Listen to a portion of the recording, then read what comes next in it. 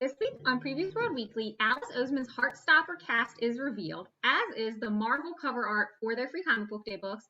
And while we're at it, we're going to unpack your favorite legacy characters. It's all happening right now on Previews World Weekly.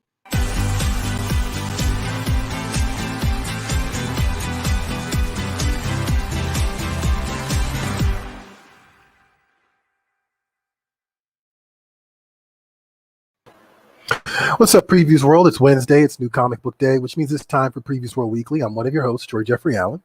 I'm your other host, Ashton Greenwood, aka the Duchess of Free Comic Book Day, coming at you with your weekly reminder because I'm getting a lot of questions. This upcoming Saturday is the first Saturday in May.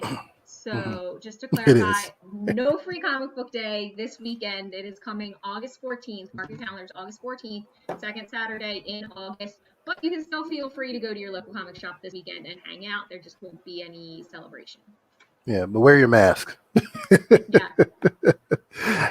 Ashton, do you feel like an emptiness in your soul because it's approaching May 1st and there is no Free Comic Book Day to speak of? Yeah, it's so weird because it's weird, right? I've done this event for like I think it's like my third or fourth year kind of handling it, and so like in my mind I'm like, this should be the final stretch, but it's like we're only just getting started, really. Yeah. I don't know, like I guess there hasn't been really any talk about like whether or not it's going to go back to May 1st next year, but these have been odd times, so just roll with the punches, guys. It's there's still going to be Free Comic Book Day, so there you go. What's there to complain about? Actually, Ashton, you know what? I was going to ask you about the Alice Oseman first, but I feel like we should pay the bills first. I feel like we should say something about the new previews catalog that's in comic shops today, right? So yeah, there is a new catalog out in shops. Of course, there's all stuff available to pre-order now for May. Looking at what's after May? June, July. There you go. Nailed it. So it's always 2 months ahead. Sometimes a little bit further. Shout out to the front covers. World War II veteran discovers he has the power to change history in Boom Studios. Dark Blood. From Into the Badlands, Latoya Morgan and artist Walt Barna. I actually didn't realize that she's one of the people behind Into the Badlands. That's actually kind of a fun show, a little martial arts show that used to come on AMC. On the flip side, this one kind of sparked some controversy. It was really weird. He-Man embarks on an epic quest with his father. When his father is poisoned in the Dark Horse's, I cannot talk. When his father is poisoned in Dark Horse Comics, Masters of the Universe Revelation, a prequel to the forthcoming animated series from producers Kevin Smith and Rob David and series writer Tim Sheridan. Yeah, it was like really weird. I saw people going off on. There's a variant cover. It's not this one, but there's a variant cover by Mike Mignola or Mignola, however you want to say it. And people were mad about like the anatomy of He-Man and how like not, I guess, accurate it was or whatever. It was really weird.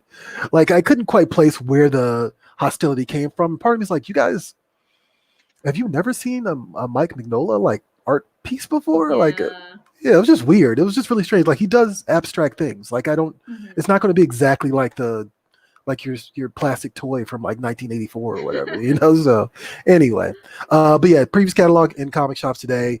All the goodies that you can pre-order from the local comic shop. It's a tome. It's huge. It's like 400 plus pages, and it's got so much. Yeah, here's the other cover.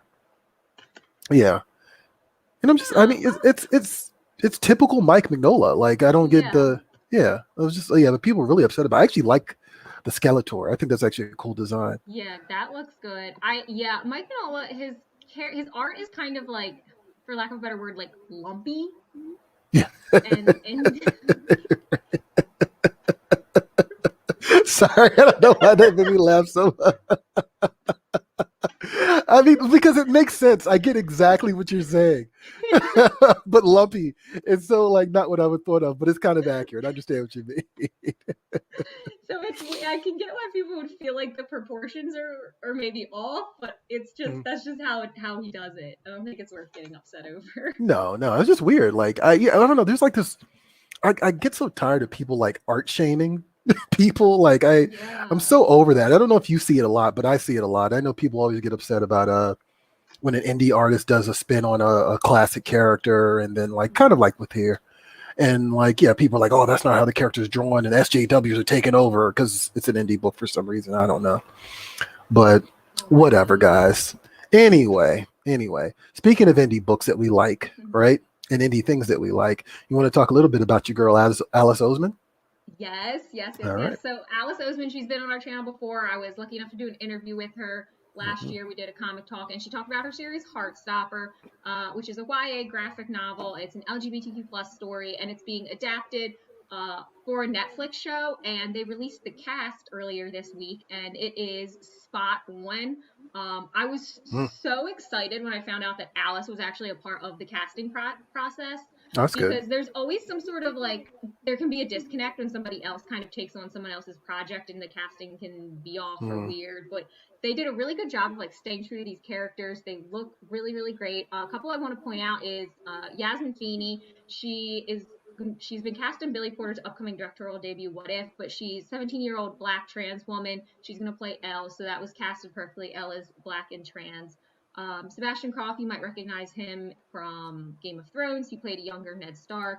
And then also the rest of the cast is up and comers, so it's like all new casting, giving like a breath of fresh air, which I'm super excited about. Joe Locke will be playing Charlie Spring, and Kit Connor will be Nick Nelson. So I have no clue when this is supposed to come out, but I'm mhm. super hype about it. I've been following it nonstop. Like my boyfriend's probably sick of me because every day I'm like, they announced something new, like blowing up his phone. No, I'm excited for it. They're speaking of what, Ilya Schroeder. Oh my Right. God, Heartstopper, stop! Fangirling. I like the you in the fangirling. That's beautiful. So funny, Johnny. Can you pull up the Deadline article one more time, real quick? Like, you pointed out something just now that I never in 100 years would have made any other connection than the one that was already in my head, because the headline said, with the addition of What If star Yasmin Feeney and 7 others, right? I thought they were talking about the Marvel TV show What If, the upcoming TV show on Oh, Disney that Plus. must be. I have no idea about this Billy Porter drama that's supposed to come out. I had no idea at all. So I just thought that was funny that yeah, apparently it's something completely different. I really did think she was going to be on a Marvel show. I had no idea. Um anyway, let's do some what's at comic shops. How about that, Ashton? Yes, definitely. All right, all right. We're gonna give you guys our picks this week. It's actually a pretty good week for comics. So Yeah. yeah, let's see what's available to your local comic shop today.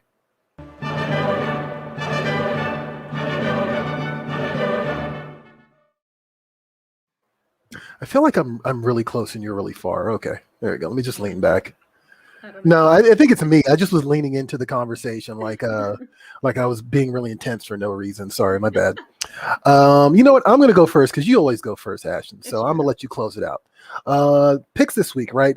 I said before, this is a good week, at least for me anyway. Hmm. Some really cool stuff is dropping this week. Number one being Deadly Class 45. That's available from Image Comics this week. It's been on hiatus for like the last several months. It's been on hiatus since Hmm. about, I want to say, like late summer last year. And the one thing about you got to know about Deadly Class is it definitely has some of the most nail-biting cliffhangers in comics. So the fact that it ended the way it did in issue 44, and then there was nothing for several months, is just like a knife to the heart. Like it's just like, oh my God, please make this happen again. But it's back and it's cool, and I just wanted to point that out. Also wanted to point out I got to do an interview with Wes Craig and Rick Remender, the creators Hmm. of Deadly Class. And basically I said, like, look, let's do something different. I'm tired of doing like the same, like, tell me about the storyline, tell me what readers can expect. I didn't want to do those type of interviews anymore. So I said, how about this book is very music focused. Like that's a good big hook for Deadly Hmm. Class, right? And I was like, how about we do a playlist? Like give me like 5 songs that you like that inspired this particular art, because the story takes place in 1991, which is actually jumping a couple of years ahead for this book. So they gave me a 90s playlist, and like I went ahead and put it together based off their recommends, and then I made sure that each track they gave a little commentary as to why. And so that's on PREVIEWSworld.com right now. You can check that out. That's Deadly Class 45 dropping in comic shops today. And I'm gonna hold off until we come back from our picks, our video, to talk about the second thing. So, what's your pick this week, Ash? Okay. My pick this week is The Modern Frankenstein. It's from Heavy Metal Magazine. Hmm. Paul Cornell's writing art from Emma Vicelli, and then colors from Pippa Bolin. So it's, like I said, modern take on Mary Shelley's Frankenstein, which I'm super excited about. Mary Shelley's Hmm. Frankenstein is one of my favorite pieces of classic literature, Hmm. Hmm. save for The Catcher in the Rye. Um, so it takes this and kind of like brings it into the modern day. So you have your medical student, Elizabeth Cleve, who's here on the cover. And she's, working under Surgeon James Frankenstein, and he's, this kind of like charismatic, like swashbuckling, like really appealing person. But he wants to advance the medical field as far as he possibly can and by any means necessary, which is a bad idea. So she's like, yeah, I'm into this. Let's do it together. I'm sure it will go terribly wrong. Of But I course. think this will be interesting because it's going to lean more into the romance side of the Frankenstein story. If you remember Mary Shelley's Frankenstein, you know, there's some of it with Dr. Frankenstein and his Elizabeth, but Hmm. that's more so impacted by Frankenstein's monster. And I think this is going to be more of a direct romance that's going to impact the outcome of the monster. So I think Hmm. that could be a cool new angle to look at it. Hmm. Also, I love modern takes on these kind of like older cautionary tales because whenever you read them, you feel like that would never happen to us, but like usually it does. So Right. Yeah. I think Hmm. it's interesting to see kind of like what the commentary is here and what they're trying to say, and then what kind of reaction you'll get as a reader. Right. Yeah. Yeah. No, that's pretty cool. Like, I mean, first of all, that's an evergreen story, right? Like, I mean, you Yeah. can remix that any number of ways. But no, I think to your point, actually, let me ask you this: do you consider Frankenstein science fiction or horror, or maybe a melding of both? Oh, definitely a melding of both. I Hmm. think when I think of it, my initial like gut reaction is horror, but I do Hmm. think there's some level of science fiction involved in there just because like the thing he was able to create at that time in history is not realistic, so that in my mind would make it science fiction, but my Right. Right. first Right. Right. reaction Hmm. is gothic horror.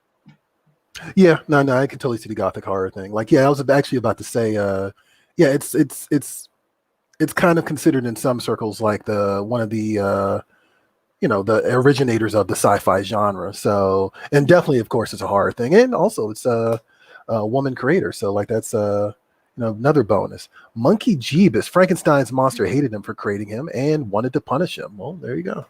That's true. It's about responsibility. Okay, yeah, yeah, yeah. Actually, yeah, I could totally see that. Okay, I'm gonna try not to derail us too much. And I'm Go gonna for try it. and keep this brief.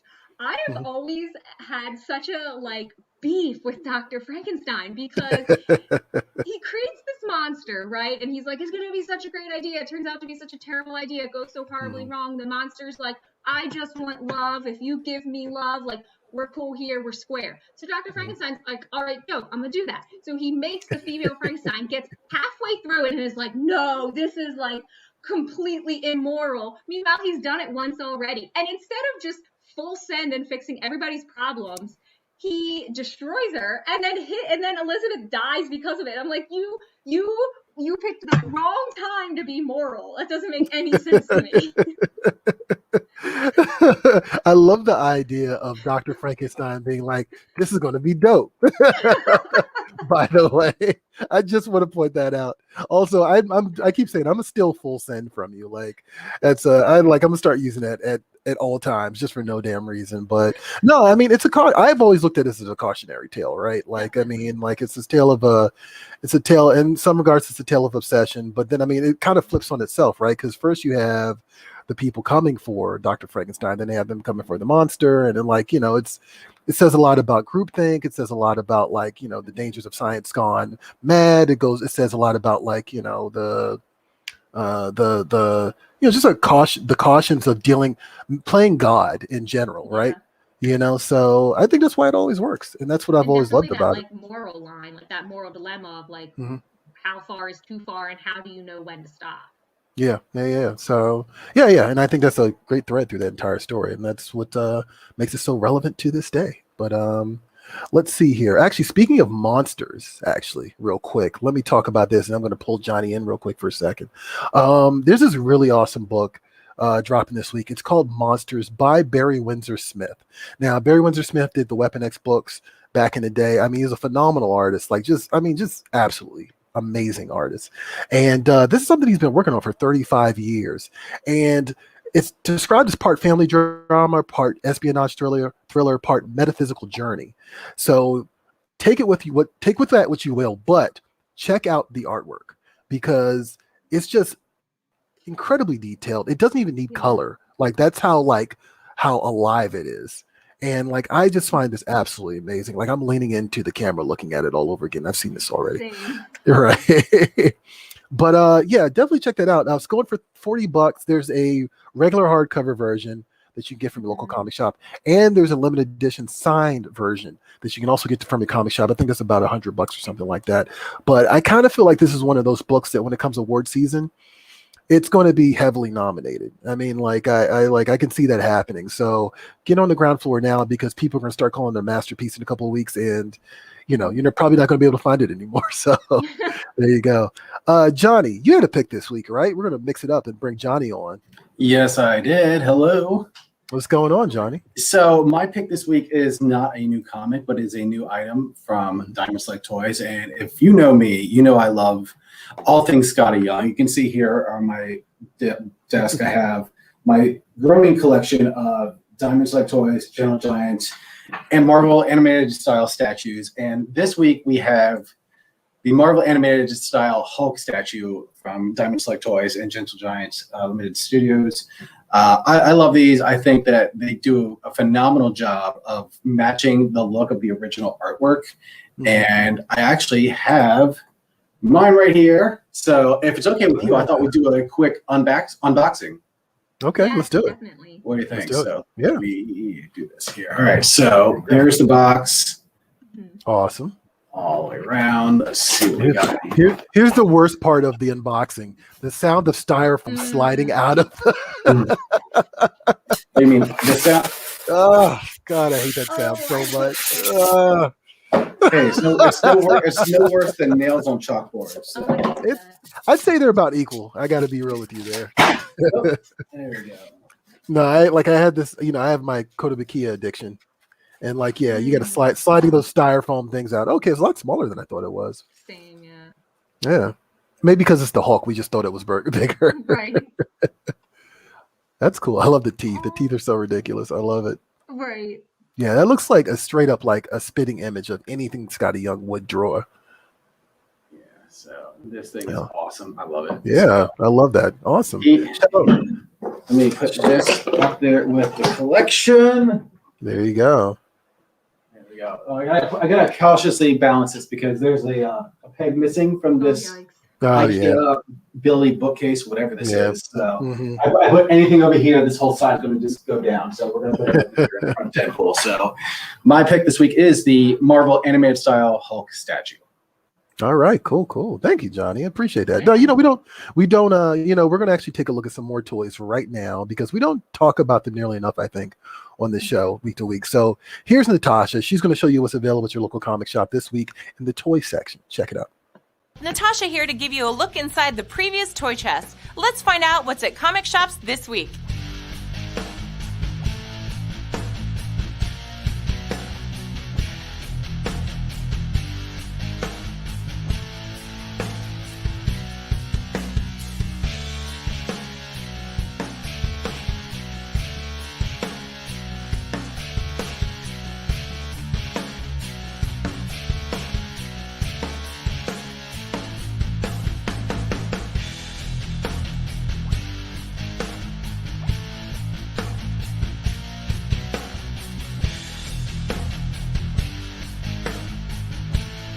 Be sure to check with your local comic shop for availability. And to see more, head over to PREVIEWSworld.com/toychest. There you'll feast your eyes on more hot new collectibles. All right, and thank you, Natasha. We're gonna have to have Natasha back on soon. Like, we haven't had her on in a while, and she just had a baby, so I'm sure she wants to get away from the house at some point, or maybe not. I mean, I don't know. I don't know anything about children. I have no idea how they work, or parenting. Or just here, have this sack of water, make sure it doesn't die. Right. Yeah, this is exactly how it is. I mean, that's what it feels like. Anyway, a sack of water. I love it. You want to do some new stuff, Ashton? Yes, definitely. Yeah, this is all you. So earlier this week, Marvel finally revealed both of their covers for their free comic book day books. So first up is their gold title. They're doing Avengers and Hulk #1. The cover art is awesome, very Hulk-centric, very dynamic. So to give you a little taste of what you can get in this book, this will be focusing on In the Land Before Time. There we go. Sorry, I lost my page.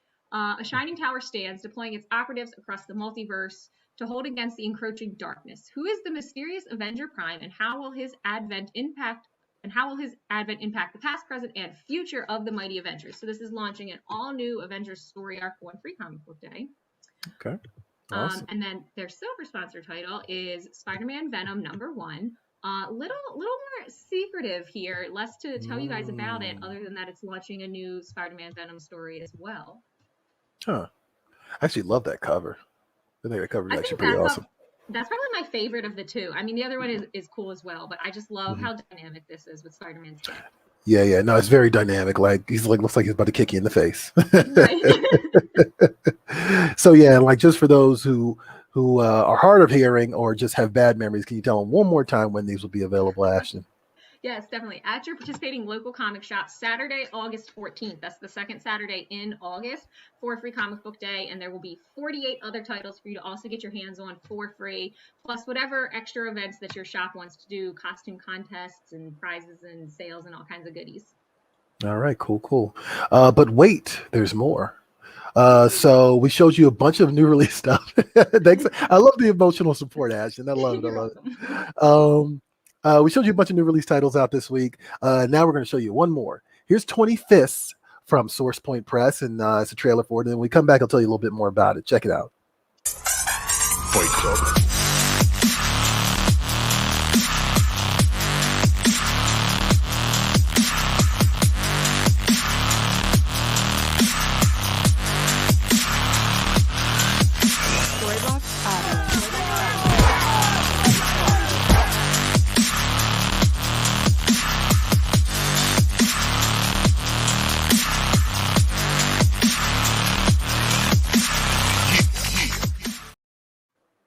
Now you saw it said available to pre-order now, but it's actually available in your local comic shop right now because it also said it's available April 28th.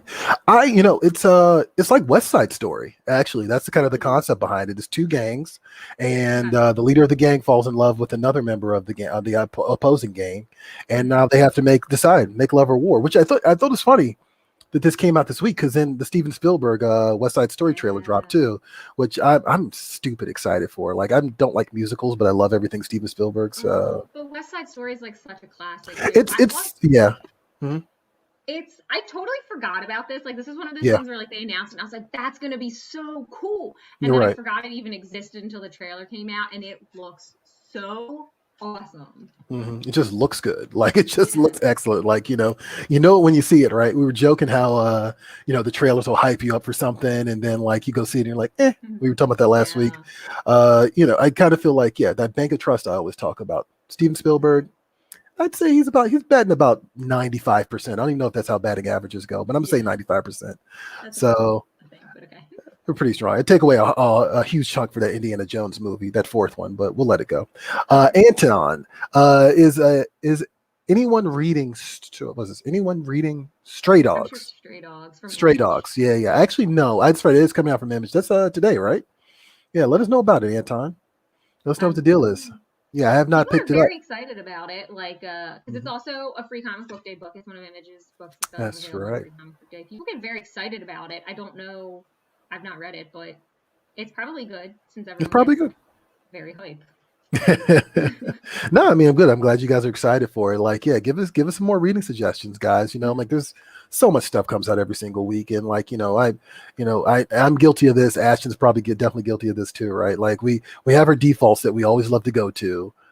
But I think that's also mostly because we want to make sure you guys are reading those books because we love them. We're excited about them. But there's so much other stuff that we could read. Like there's just so much stuff. So yeah, just keep them coming. Always love the reading suggestions. Man, we're 25 minutes and we're about to hit Social Swamp. How about that?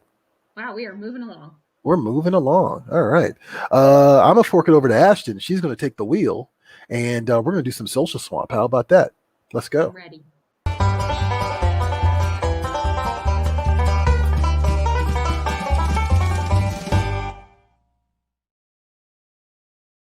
Sometimes I forget about the banjo music, and then it's hilarious. Never gets old, actually. No, it doesn't. It doesn't. It's hilarious. It's perfect.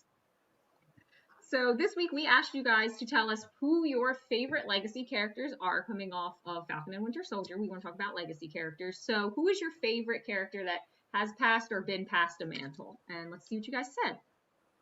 Zach says Wally West, Barry sacrificed himself and Wally grew up becoming his own man. Then DC brought Barry back, sidelined Wally, rebooted the universe so he didn't exist in that form, rebooted the universe again to bring him back, and then made him into a serial killer. You know, it's funny. All of that is accurate. That's exactly what happened. There's no embellishment whatsoever in that statement. That's exactly what happened. Oh God, comics. That's a hell of an arc. Graham says, has to be Phantom. Legacy is ingrained in the very mythos of the character's legend. Every other comic book passing of the torch has felt temporary due to the Big Two's obsession with undoing or diminishing it by bringing the originals back at some point. You know, I didn't think about that, but he's 100% right about the Phantom. Absolutely. Jillian says, as a set Green Lantern, I loved watching each new Lantern bring their own flavor to the manifestations of the ring. Miss Marvel is a super heartwarming passing, even if Carol learned of it later. Nice. Jason says, I don't know if she qualifies, but Carrie Kelly, Batwoman, comes to mind. In the latest Dark Knight story, she has clearly taken on Batman's role. She also has her own approach, louder and bolder. Joe says, when Roy Harper, a.k.a. Speedy, a.k.a. Arsenal, graduated to the Justice League and became Red Arrow after all the hardships he dealt with, raising a daughter as a single dad and overcoming a heroin addiction, he took on the family mantle and the legacy, but made it his own. Nice. Daniel says, Miles Morales Spider-Man. In both Ultimate and 616 universe, he continues the characteristics of what makes Spider-Man great while adding his own abilities and personality and culture and struggles to the hero. All right. So thank you guys for submitting those answers. That was, that was pretty cool since compared to like the last few weeks where we've had like people like arguing in our feed, right? Yelling in our feed. So the reason we brought this up is because Falcon and Winter Soldier happened this past week, right? The final episode dropped. And it's funny, when the show started, I saw a lot of people the initial episode starts with Sam Wilson handing over his shield to the Smithsonian. Captain America's shield to Smithsonian after Captain America explicitly stated, I want you to be the next Captain America for the most part, right? And so I saw a lot of people getting really upset with that after the first episode. I was like, the whole show is going to be building up to him accepting this role. You know what I mean? And that's what happened. Like Sam took up the mantle. Like there was some good motivational moments for him to do such, which I thought was really good. A lot of stuff kind of came for full circle and kind of convened to make sure that Sam stepped into the role of Captain America completely. But they're not always that smooth, and I think it always comes down to story. Like, I got to be real with you. I think that if you can justify it in a way that's believable and credible, and I think that's the big thing, credible. If you can justify it in a way that's credible, then a legacy character can become more than just a secondary, like, hand-me-down character. You know what I mean? They can actually become something else. I just wanted to throw that out there. That's something that that people have been talking about a lot lately, and I thought it was actually pretty interesting. And I figured, comics have a big history of legacy characters, so why not? I'm actually curious, Johnny. Where you at, Johnny? Where you at? There we go. There you go. Okay. I had to turn off the fan in here because it's loud as hell. Okay, that's fine. So actually, I was curious, Johnny, what did you think of the Falcon and Winter Soldier finale? I know Ashton's not watching it, right? But I know that you're into it. So what's going on? Well, I said it last week. I said, I hope that whatever is inside that box is going to be the Captain America outfit that we see in the comics. And we saw it, and it was just, I literally almost jumped out of my seat when I saw him come crashing through that office building window. I'm like, yes, thank you. It was a good introduction too. I'm gonna add another thing to it. The credibility factor, that's a big part of it. The second thing is you got to make a great intro when you finally debut that other costume. But so you totally were into it, huh? I loved it. And the thing I liked about the show overall was the not really emphasis, but how race played a part in the overall story. Like Isaiah Bradley clearly straight up states that America will never accept a black Captain America. Yeah. And in a sense, I feel like that also kind of reflects what happened in the comics as well. Everyone's like, oh, Sam Wilson now has like the Captain America. It's supposed to be Steve Rogers, blah, blah, blah, this and that. So it was really interesting how it kind of reflected what actually happened with the comics, and also probably what people were thinking when they watched this episode who weren't familiar with the comics. It's like, you know, what is the general public going to think of a Black Captain America who's been around for years in the comics, but, you know, the average viewer may not know that. But I really liked how they tackled that. I thought it was done incredibly tastefully. I think it brought up a lot of poignant issues. So I think that while I said that it was only a 6-episode series, I think that they did a phenomenal job with it. I'm also glad to find out that the showrunner and I think the main director or main screenwriter are moving on to make a Captain America 4 with this version of with Sam Wilson. Because like one of the things I loved about the show, man, was that you know, tonally, it really did fit with Winter Soldier and Civil War. Like it just like you could just plop that one right in there, and it feels like it's already Captain America 4. So yeah, I was really into that. And yeah, I'm with you, man. The fact that, you know, I'm watching Disney Plus and Isaiah Bradley says he'll never have a Black Captain America. I was like, oh, whoa, we can do this. we can do this on Disney Plus. Okay, interesting. But I'm glad that they used. It's, you know, it's almost like a dare, like at that point, you know what I mean? Like by Isaiah saying that. So I'm glad that they used that as motivation for Sam to come into his own. I thought that was, didn't even realize how necessary that was until he actually said that, which I thought was pretty cool. So I saw some posts online saying they'd love to see a whole show just based around Sam and Bucky hanging out with Sam's family on the boat. Like the whole montage scene at the end when like Bucky's holding up like little girls on his arm and all that. Like, we want to see that story. No, absolutely. No, you know what? Other thing I loved about the show, there's a lot of Lethal Weapon nods. I mean, like you might have to be an 80s kid to kind of recognize these things, or you might just have to be Troy to know these things. But like, yeah, there's a lot of Lethal Weapon, like just like, you know, hat tips going on that show, which I absolutely love. So down to the music.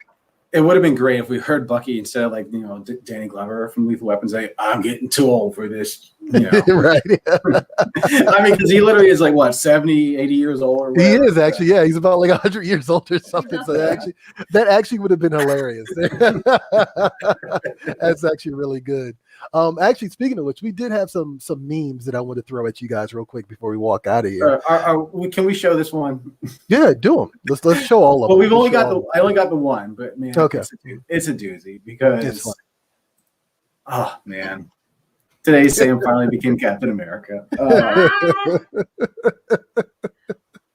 God, Rob Liefeld's never going to live that down. Like never.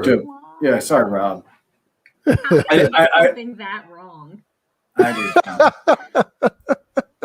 You know, Ashton, it was the 90s. Everything was super exaggerated. Right, like it's just how it is. Like, you know, it was just muscles on top of muscles. And like by the time the mid 90s came around, and like the muscles got more and more extreme every year. And I think this represents like the final leg of that era. Like this is at the tail end of that, you know, that image. That image in the late 90s era. Like this is when it all went to crap. This is when everybody was like, okay, enough. We're done. And just so it's known, we did not make this. I think the original poster was D-Pity on Twitter, it looks like. So don't shoot the messenger. Although I want to point out that's Jerry Dugan, who is actually the writer of Savage Avenger. Oh, there was something savage going on here. There was some definitely savagery. Oh my god! I love it. Actually, do you have the Oscars one, Johnny? Oh yeah, give me 1 second. I got it. So, you know, the Oscars did happen this weekend. Not that anybody cares, and we probably should not, but ordinarily I would care, but like this one was just chaotic and weird. And it was weird. Yeah, I mean, you saw the Glenn Close dancing to like the butt, right? I like a part of me, like I saw people kind of like cheering for it, and like I was kind of like, I don't know how I feel about this. Like all of this is, the whole thing was just weird. Like so weird, especially after she went on like a 45-second explanation of what the butt was. Then she got up and did it, and I was like, that's weird. I did not see any of this. The only thing I've seen of the Oscars has been on social media from like E-Television. It's been like the social media postings of their Glambot.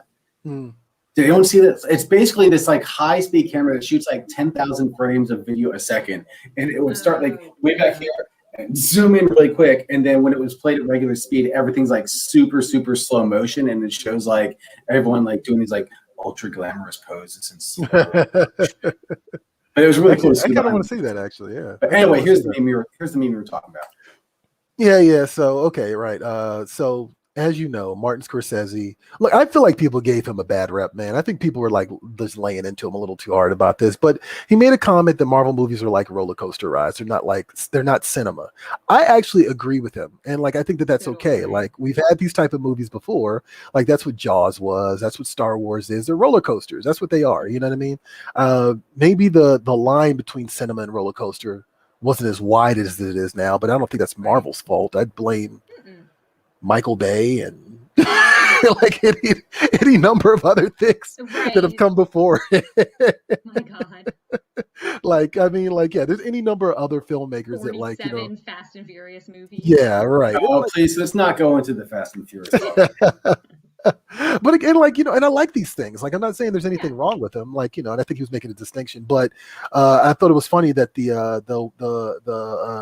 woman who won Best Director for the from the Oscars this past weekend, yeah, her next movie is going to be an Eternals movie, and that's what that meme was representing, which I thought was hilarious. So, but you know, leave Martin Scorsese alone. Like, guy's a master of his craft. I'm sick of all this Martin Scorsese hate from nerds. Like, he's given us a lot of great things. Like, y'all need to relax.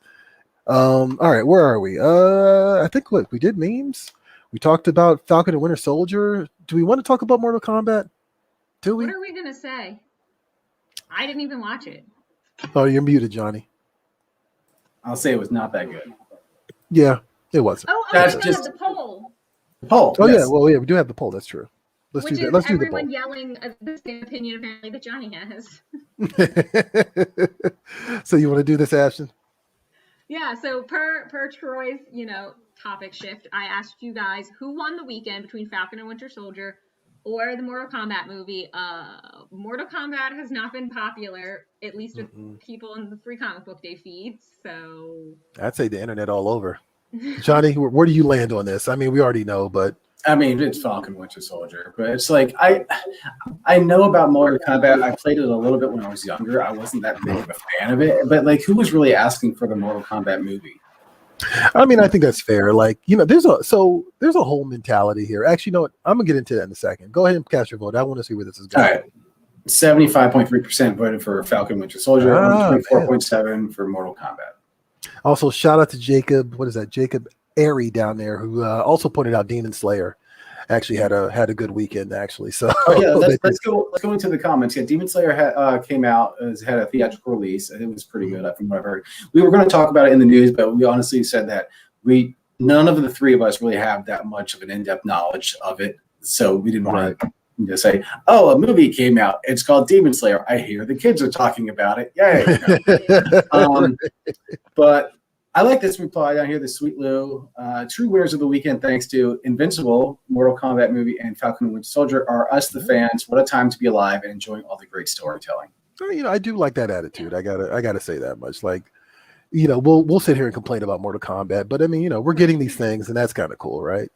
I did like down here. What about Nobody movie? And like, I still can't see Bob Odenkirk as an actor. Right. I can see him as like Saul from Better Call Saul. Right. Yeah. But you put him into an action role, it's just like, what? Yeah. No, I was kind of confused by that too. I think that's actually an Asian movie that they remade too, which I was kind of like, why don't you get an Asian actor for that part? But whatever. I don't know. But yeah, no, I watched Mortal Kombat this weekend. And the general consensus seems to be outright disappointment, which is, again, we were talking about this last week. Those trailer drops, they were very clever. Let me tell you something too, because we had me on last week. They showed a bunch of people privately the first 7 minutes of the movie, and then they made those first 13 minutes of the movie. The first 13 minutes of the movie are actually the best part of the movie. Oh, are you serious? It is. Like, it really is, which is really unfortunate. Hold on, we got a viewer comment here. What's going on? Okay, so from Matt Barn, Ashton badmouthed my beloved Fast and Furiouses, and now I'm Matt online. Matt, we're talking about Fast and Furious, the movies. We're not talking about your workout regimen. So just to make sure. Yeah. Also, Matt, I sat on the show last week when you weren't watching, I'm sure, and talked about how much I love them, even though they're all trash fire. And I think trash fire is a fair estimate. I love them, but they're all trash fire. I feel like that should be on the poster. But yeah, I mean, it was like, yeah. I think that there's a myth. There's a myth that I've heard that, like, in all of the Fast and Furious movie posters, if you look closely, you can find a dumpster fire in there somewhere. It's like finding Waldo. Just what I've heard. Okay, I mean, you know what, guys, get a magnifying glass, check it out. But yeah, there it is. Found it.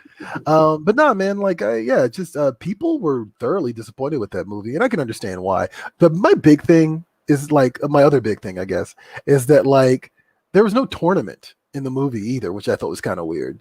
Like, and it wasn't until the movie ended I was like, wait a minute, there's no tournament? Like, there's no actual like Mortal Kombat combat. You know what I mean? Isn't that the whole point of the game? That's kind of the whole point of the game. Yes, Ashton, that's exactly how that works. So yeah, and then on top of that, they got a 4-movie deal. So they're just going to drag this out. And they introduced a random character and put him at the forefront. A character who's never been in the video games. Like, so yeah, people are just, I understand why people are, like, irritated with the movie. Like, I totally get it. 100%. Have you heard the report that people were saying that they want Ryan Reynolds to play Johnny Cage? Oh, that would be amazing. That might actually make the movie series watchable for me.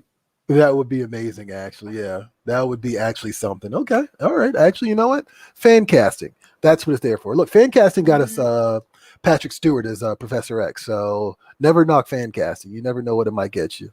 I'm still not a huge fan of Patrick Stewart as Professor X. I still think. What? Listen. I still think, like, he did a good job. I think that Ben Kingsley would have been a much better Professor Xavier.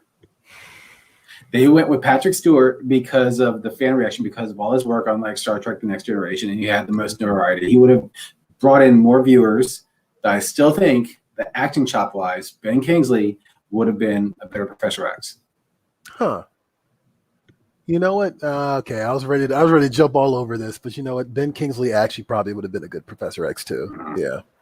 Can I ask a follow-up question? No. Do acting chops matter in these roller coaster movies? Absolutely. Yes, they do. Don't be shady, Ashton. Well, let's see how. What are you, Martin Scorsese? Yeah, well, let's see. Like, okay, do acting chops matter in Alice Oseman's Heartbreaker? Acting matters, yes. Ooh. Yeah, I mean, definitely. But I'm saying if that, like, if you're getting personal. going for, like, clout, or you're trying to get butts in seats, so to speak, then, like. Oh, I see what you're saying in terms of, like, your casting choice. Like, if the fans said Patrick Stewart, then just give them Patrick Stewart because that's what the fans want. You want to ensure that they actually go see the movie. Well, that's why I'm saying that's why they went with Patrick Stewart in the first place. Yeah.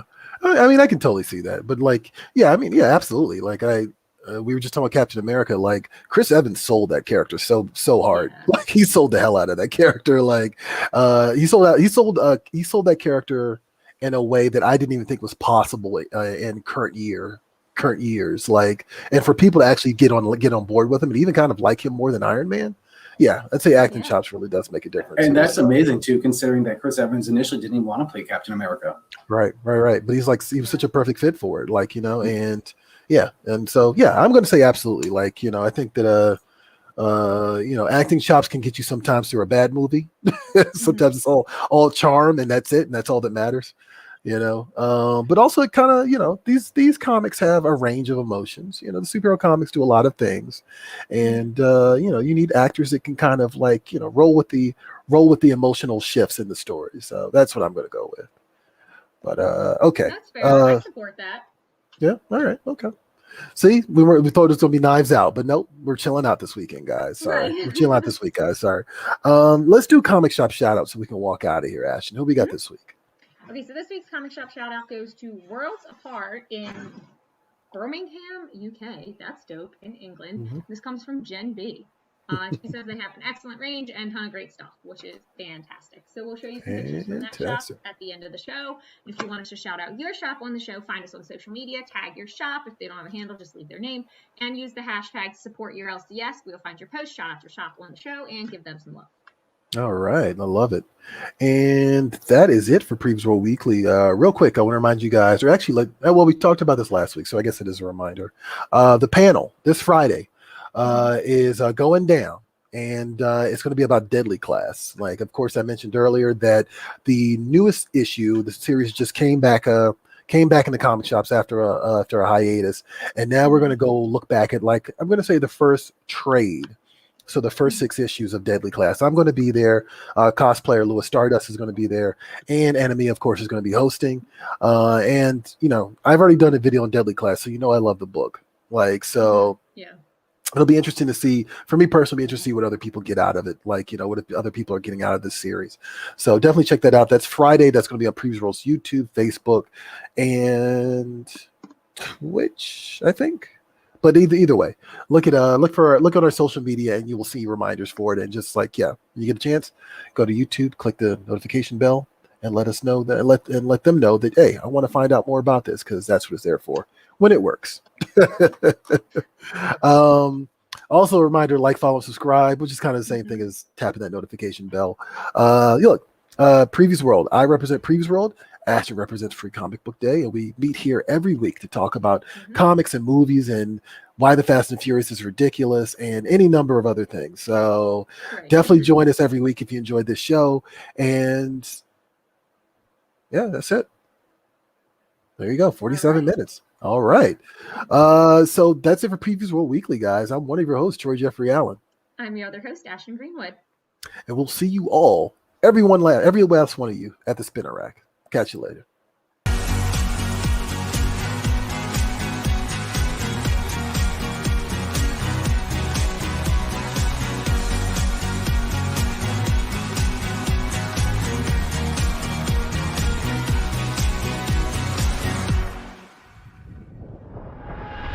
Don't forget that you can catch Previews World Weekly streaming live every Wednesday at 4 p.m. Eastern, 1 p.m. Pacific at Previews World on Facebook, YouTube, and Twitch.